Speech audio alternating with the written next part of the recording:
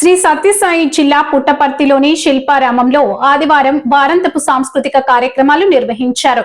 చెన్నై రాష్ట్రం అంబత్తూరుకు చెందిన నవరస నాట్య కళానిలయం కళాకారులు తమ నాట్య ప్రదర్శనతో ప్రేక్షకులను అలరించారు. గురువు హేమమాలిని రాజమోహన్ ఆధ్వర్యంలో నాట్య కళాకారులు కూచిపూడి, భరతనాట్యం చేసి అందరినీ ఆకట్టుకున్నారు. పుష్పాంజలి, జతిస్వరం, అయ్యప్ప వర్ణం, మీనాక్షి తాయే, కృష్ణ భజన డాన్స్ చేశారు. ఈ సందర్భంగా శిల్పారామం ఏవో కాదర్వలి మాట్లాడుతూ శిల్పారామం సంస్కృతి సాంప్రదాయాలకు నిలయం అన్నారు.